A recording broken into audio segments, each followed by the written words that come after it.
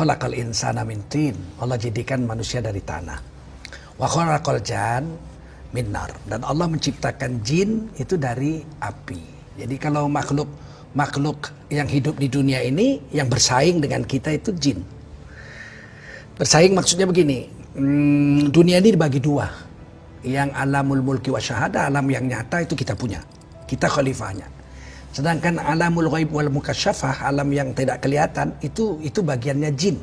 Kita sama-sama numpang di sini, di dunia ini. Walakum fiha mustaqarrun ila ajalim musamma. Kamu itu di dunia ini hidup, termasuk iblis dan setan. Sampai waktu yang ditentukan, yaitu hari kiamat. Oleh karena itu, kalau soal tua mereka lebih duluan jin diciptakan di dunia ini daripada kita manusia. Jadi, tapi kita khalifah. Jadi kalau kita memerlukan satu tempat, misalnya ini ada hutan, kita mau buka ini hutan, kita tebas, ya jinnya yang harus pindah dari situ. Atau dia yang ngalah, tinggal bersama dengan kita, numpang sama kita. Begitu. Jadi nggak bisa dia marah terus kita zalimi oleh jin itu, nggak bisa, karena kita khalifah. Cuman ada adabnya. Kita ya adabnya itu jaga yang diajar-ajarkan Nabi. Misalnya masuk memberikan salam, assalamualaikum warahmatullahi wabarakatuh. Sebab ada makhluk lain. Kita kalau mau buang air kecil jangan di lobang-lobang. Karena ada jangkrik, ada binatang, dan ada jin. Itu lobang-lobang itu tempat jin tinggal. Kita kencingi dia marah, bengkak kita, atau dipukul sama dia. Kemudian buang air panas. Jangan kau asal-asal mencurahkan. Kita ambil air panas. Kita misalnya mengulitin ayam, rendam air panas, terus air panasnya dibuang lewat jendela gitu. Jinnya lagi lewat, kena dia marah, kita dibales sama dia. Oleh karena itu membuang air panas itu pun di tempat yang khusus, misalnya di selokan atau di mana yang sudah kita sediakan untuk membuang, sehingga jin juga tahu itu tempat membuang, ya dia nggak di situ. Jadi memang betul-betul harus menjaganya. Dan tidak perlu takut karena kita khalifahnya, asal kita beradab. Sampai dalam satu hadis Bukhari, Rasulullah menceritakan, jika kamu masuk rumahmu, tiba-tiba ada ular di dalam rumah, jangan bunuh. Jangan bunuh ular itu, ajak bicara dulu. Hai ular, kalau kamu ular, nanti saya bunuh. Tapi kalau kamu jin, keluar kamu dari rumah saya. Kalau dia keluar, jangan bunuh, itu jin. Atau kita jumpa lipan atau apa di rumah kita, ada lipan. Kita jangan bunuh, lipan, kau keluar. Kalau kamu tidak keluar, nanti kau saya bunuh. Kalau dia keluar, jangan bunuh, itu jin. Ular pun begitu, kamu keluar. Kalau kamu nggak keluar, saya bunuh. Dia angkatnya kepalanya, berarti dia ular, kita boleh bunuh. Tapi kalau dia pergi, jangan bunuh, itu jin. Kalau kita bunuh, keluarganya akan minta kisos, kita akan dihukum bunuh juga oleh keluarga jin. Oleh karena itu, kenapa sih jin dan lipan itu ada di rumah kita siang hari? Karena jin itu dia punya hak di malam hari. Maghrib itu hak dia cari nafkah. Subuh dia pulang. Sementara kita, waja'alna an-nahara ma'asha. Siang itu hak kita untuk cari nafkah. Habis subuh kita cari nafkah, maghrib kita pulang. Kalau malam, waja'alna laila subata. Malam itu untuk istirahat, untuk tidur, untuk kita. Bagi mereka terbalik, malam itu untuk cari nafkah, siang untuk tidur. Jadi bagi Allah itu dua. Nah, kalau kita ini, kalau jin itu subuh dia pulang kesiangan, ya dia sebelum sampai rumahnya dia nyamar jadi ular atau jadi lipan. Dia tinggal di rumah kita, menunggu malam untuk dia pergi lagi. Ya, kita bunuh, keluarganya menuntut sama kita. Sedemikian tentang makhluk-makhluk ini ditulis oleh Allah dan Rasulnya menceritakan. Ada surah Al-Jin khusus untuk cerita jin. Kemudian tentang jin ini juga ditanya kepada Rasulullah oleh sahabat. Jin itu makannya apa ya Rasul? Kalau jin Islam, dia makannya tulang-tulang yang disembelih oleh orang Islam. Jadi kita misalnya motong kambing, motong sapi, kita makan. Nah tulangnya itu kita buang, sama dia diambil. Begitu dia ambil tulang yang kita buang itu, tumbuh daging baru khusus untuk jin. Kita nggak bisa lagi makan, nggak nampak pun kita itu. Dia makan. Jadi selama ini kata Nabi, kamu makan apa ya? Kami makan tulang-tulang yang dibuang orang, manusia, kemudian kami makan. Mulai hari ini kamu hanya boleh memakan tulang-tulang yang dibuang oleh orang Islam, yang disembelih oleh orang Islam. Kemudian kamu makan daging yang tumbuh dari tulang-tulang yang disembelih orang Islam, itu halal bagi kamu karena kamu jin Islam. Kalau jin kafir dia makan ulat-ulat, dia makan tulang-tulang dari tulang apa aja, tulang babi, tulang-tulang yang nggak disembelih juga mereka makan. Tapi kalau orang Islam, jin Islam tidak boleh. Nah, jadi kalau kita punya tulang-tulang udah siap makan, makanya jangan dibuang ke tempat najis. Sebab jin-jin akan ambil itu untuk makan dia yang Islam-Islam. Dan kita berpahala itu. Untuk mereka itu kita diberi pahala ya Allah SWT, karena Nabi mengajarkan seperti itu. Nah, hari ini kita nggak ngerti, kita buang-buang aja.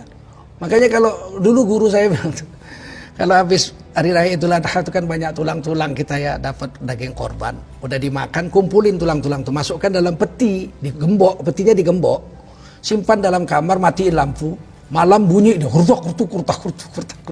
Loh, ngapain itu? Ya jin makan. Ini makanan dia itu disediakan oleh Allah dan diceritakan oleh Rasulullah Sallallahu Alaihi Wasallam. Saya ingin tambahkan, ini agak menarik cerita jin ini. Ada satu orang sahabat Nabi diculik jin, hilang sekitar 8 tahun. Baru kembali di zaman Umar bin Khattab radhiyallahu anhu. Jadi ditanyalah oleh Sayyidina Umar, kamu kemana selama ini? Saya diculik jin. Terus dipenjara oleh jin, tapi jin yang menculik saya jin kafir. Kemudian setelah sekian tahun tiba-tiba terjadi perang antara jin, dan ternyata jin yang memenjara saya itu kalah perang, kemudian melarikan diri, kampungnya ditinggalkan. Nah, jin yang menyerbu itu lihat saya di penjara, dibuka penjara saya, dia bilang, loh kamu manusia? Iya, saya manusia saya. Loh, ini kan bangsa jin. Lah saya di penjara sama jin yang punya kampung ini. Oh, rupanya jin yang menang perang ini jin Islam. Maka dia bilang, kamu mau tinggal sama saya, sama kami, jadi keluarga jin, kami bolehkan. Karena kamu Islam, kami Islam, kita bersaudara. Tapi kalau kamu mau pulang kepada kampung halamanmu di Madinah, ya kami pulangkan ke Madinah. Dia bilang, kalau suruh pilih pulang, ya saya pulang ke kampung saya lah, jumpa anak istri saya. Maka kemudian laki-laki ini dipulangkanlah ke Madinah, jumpalah Umar bin Khattab. Dan dia sering cerita-cerita tentang kehidupan dia bersama jin. Cerita-cerita yang tidak pernah didengar oleh manusia. Nah, nama sahabat ini adalah Khurafat radhiyallahu anhu. Khurafat radhiyallahu anhu. Kita sering mendengarkan TBC, tahyul bid'ah khurafat. Sehingga kita benci, khurafat. Seolah-olah khurafat itu satu hal yang najis, yang musyrik. Tahyul kita nggak boleh percaya dengan tahyul. Bid'ah kita juga nggak boleh melakukan bid'ah yang diharamkan oleh Allah dan Rasulnya. Tapi khurafat, apa salahnya khurafat? Beliau seorang sahabat Nabi, Khurafat radhiyallahu anhu, orang yang diridhoi Allah. Kisah-kisah yang diceritakan itu kisah dari seorang radhiyallahu anhu, bukan pembohong. Nah, walaupun kita nggak pernah dengar, aneh-aneh. Jin itu ternyata makan tulang bisa tumbuh, udah ceritakan Nabi. Tapi banyak kisah-kisah jin yang tidak pernah didengar oleh manusia, di luar daripada yang diceritakan Nabi. Ternyata manusia bisa nikah sama jin, macam-macam. Wah, kita nggak ngerti, kita tuduh aja khurafat. Khurafat itu sahabat Rasul, ya. Khurafat radhiyallahu anhu hidup di Madinah zaman Umar bin Khattab, kemudian beberapa tahun kemudian baru beliau wafat, meninggalkan cerita-cerita khurafat, cerita-cerita tentang alam gaib, yaitu jin yang pernah menawan daripada Khurafat radhiyallahu anhu, dan jin yang pernah membebaskan daripada Sayyidina Khurafat radhiyallahu anhu. Tidak usah takut dengan jin, karena kita khalifahnya, tapi kita harus beradab juga. Harus ada adab. Walaupun saya ini seorang pemimpin, seorang presiden, semua orang segan dan takut dengan saya. Iya, tapi saya punya adab.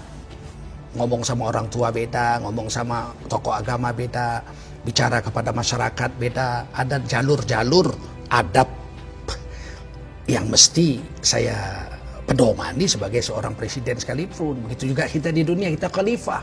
Tapi terhadap jin ada adab-adab yang kita harus jaga, sehingga kita tidak melanggar hak-hak mereka. Nah, terakhir saya ceritakan, Nabi ketiduran di malam hari sedang musafir di sebuah lembah. Sayyidina Bilal selalu jaga untuk waktu sholat subuh.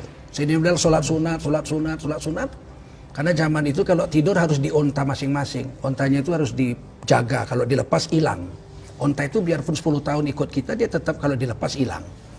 Maka tiba-tiba kesiangan, bangun-bangun sudah matahari sudah terbit. Rasulullah bilang, Bilal, apa ini? Kamu suruh jaga kok. Waduh, ya Rasul, saya ditidurkan Allah juga. Sama dengan yang lain, jadi nggak sengaja saya ketiduran. Maka Nabi katakan, ayo kita tinggalkan lembah ini. Mau sholat juga haram, karena matahari sedang terbit, nggak boleh sholat. Karena di lembah ini banyak setan, kata Nabi, banyak jin, kita tinggalkan. Setelah matahari terbit sempurna, baru Nabi udah keluar dari lembah itu, turun, wudhu, sholat, subuh berjemaah di waktu duha. Ini yang disebut sholat qadha. Falamma qadha sholat, setelah Nabi mengqadha sholat subuhnya yang ketiduran, ketinggalan karena tidur, di waktu duha, qala Rasulullah SAW, Rasulullah bersabda, man nasiya aw raqadha ankum anis sholat, falyusalliha idza dzakaraha la kafarata laha illa dzalik fa innallaha yaqulu aqimis sholata li dzikri. Hadis Bukhari Muslim. Siapa yang lupa sholat atau lalai daripada sholat, padahal Nabi ketiduran, bukan lupa, bukan lalai, tapi ini kalimatnya siapa lupa atau ketidur atau lalai dari sholat, maka wajiblah dia mengganti sholat yang lupa dan lalai itu, dan tidak ada denda selain yang lupa lalai itu aja diganti, karena Allah berfirman, tegakkanlah sholat untuk mengingati aku.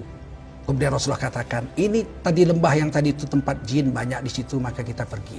Nggak ada Nabi bilang, ini lembah banyak jin, ayo kita buru, tangkep, masukin botol. Nggak ada. Rasulullah beradab terhadap jin. Meskipun Rasulullah itu khalifah, bisa nangkep jin, tapi nggak Nabi lakukan itu. Karena itu lembah itu, memang lembah tempat tinggal jin. Kita lewat, ya kita yang beradab, kita yang pergi. Jangan kita usir dia dari situ, apa urusannya? Memang kita mau tinggal situ. Kok kita tangkep, masukin botol? Kok apa namanya, kata orang Jawa itu ngeratil gitu, apa namanya, ngurus-ngurusin hal yang bukan urusannya dia. Rasulullah nggak mau gitu.